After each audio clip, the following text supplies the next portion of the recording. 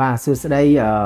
បងប្អូនយើងជាពិសេសបងប្អូនខ្មែរដែលចង់ទៅរស់នៅប្រទេសកាណាដាបាទហើយ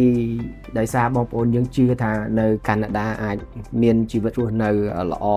ហើយកូនអាចនឹងទទួលបានការអប់រំល្អ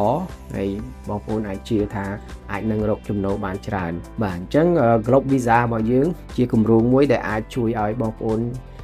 បំពេញក្តីសម័យក្នុងការទៅរស់នៅប្រទេសកាណាដា Globe Visa នឹងជួយបងប្អូនទាំងអស់គ្នាក្នុងការរៀបចំឯកសារបែបបទនានាធ្វើយ៉ាងណាឲ្យបងប្អូនអាចចេញពីទៅរស់នៅប្រទេសកាណាដាទាំងគ្រួសារបាទហើយនៅក្នុងនោះខ្ញុំនាំអំពីប្រាប់អំពី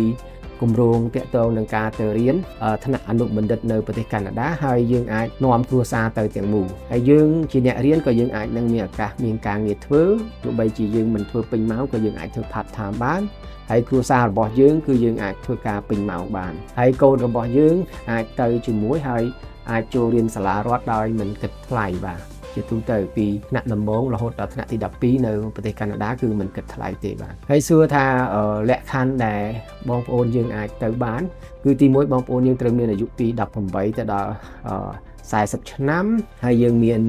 សញ្ញាបត្របរិញ្ញាបត្រដែលមាន GPA ហ្នឹង3ចុចបាទហើយភាសាអង់គ្លេសហ្នឹងគឺ 5.5 បាទហើយបងប្អូនយើងមានសុខភាពល្អហើយជាបុគ្គលល្អហើយយើងត្រូវបង្ហាញថាយើងមានថវិកាដើម្បីអាចនឹងទៅរៀនបានជូនចំពោះរដ្ឋាភិបាលកាណាដាបាទក្នុងនោះប្រហែលជាទង់$80,000នេះគ្រាន់តែជាតួលេខដែលយើងដាក់បង្ហាញនៅក្នុង